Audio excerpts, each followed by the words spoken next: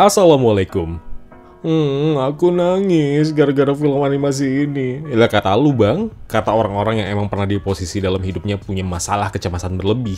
Cemas lihat orang happy, cemas lihat orang dapat rezeki. Orang-orang yang labil, hidupnya butuh pengakuan orang lain kalau lo si paling terbaik dari si paling B aja menurut lo. Ya kan?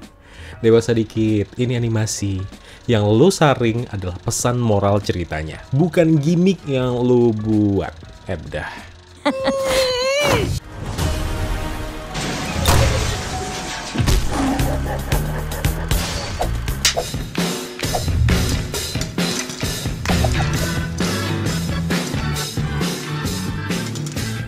Berapa tahun coba dari 2015? Sequelnya baru rilis nih, Inside Out.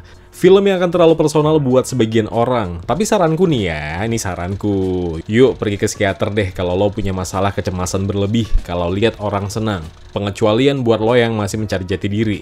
Ya, yang masih remaja tanggung gitu loh. Tapi lo yang udah ngaku udah tua, masih aja pakai embel-embel anxiety buat nyari jati diri. Kayaknya lo sakit dewa. Kayaknya lo sakit dewa. Inside Out 2, sequel dari Inside Out tahun 2015, di mana Riley kecil sudah menjadi remaja. Hidupnya berubah dalam waktu yang singkat sejak Riley mengalami puber pertamanya. Dan di saat itu juga, 5 emosi dalam dirinya ada fear, anger, joy, disgust, dan sadness mulai kewalahan mengontrol diri Riley. Lalu muncullah emosi baru, ada anxiety, envy, embarrassment, dan juga ennui yang menangani diri Riley sebagai remaja puber. Tentu kekecauan yang terjadi seperti di film Inside Out pertama juga ada kok.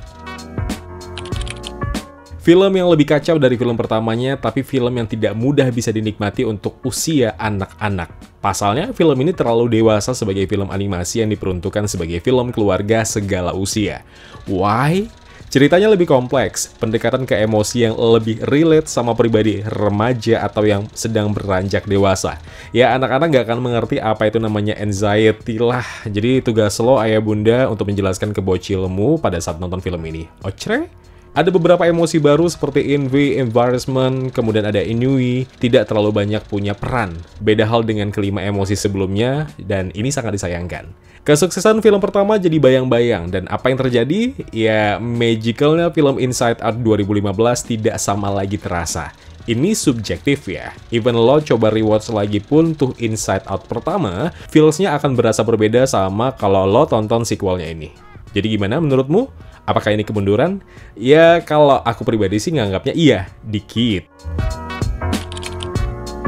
Ya, kons ini kuperuntukkan terkait relevansinya dengan kehidupan remaja ya. Konflik dinamika sebagai remaja yang mencari jati diri. Dan Inside Out 2 melakukan pendekatan personal yang menarik. Dan kayak yang ku bilang di awal, ini jadinya akan terasa sentimental dan personal bagi beberapa penontonnya. Khususnya penonton remaja atau yang beranjak dewasa. Atau juga khusus bagi Anda yang sadar lo tuh tua tapi kelakuan kayak bocah kurang gizi.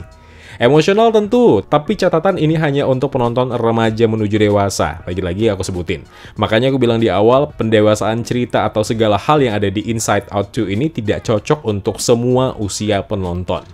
Ada beberapa karakter yang mengalami kemunduran, tapi beberapa yang tidak terlalu menonjol di film sebelumnya justru jadi senternya, dan ini bagus.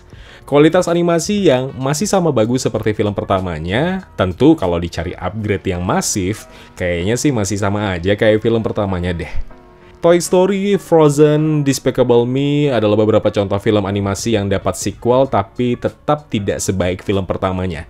Ingat, ini subjektif. Kalau lo emang sekagum itu sama film Inside Out 2 ini, ya berarti target penikmatnya emang Anda. Silakan ditonton, yang uring-uringnya nonton di sebelah keluarga yang bawa bocah aktif, mending kalau mau nonton, ambil kursi teater yang di tengah ke bawah atau pojokan aja deh, biar lebih hikmat pas nontonnya, jadi nggak rugi-rugi amat, ya kan? Yaudah kalau gitu aku pamit, jangan lupa subscribe, like, silakan share aja video ini, siapa tahu penting buat lo. Kalau gitu Zain pamit undur diri, wassalamualaikum.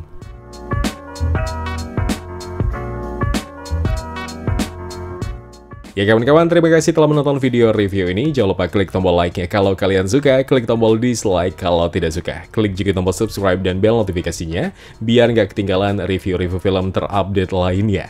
Kalau gitu aku Zain pamit undur diri. Terima kasih, jaga kesehatan, tetap positif, dan jangan lupa bahagia.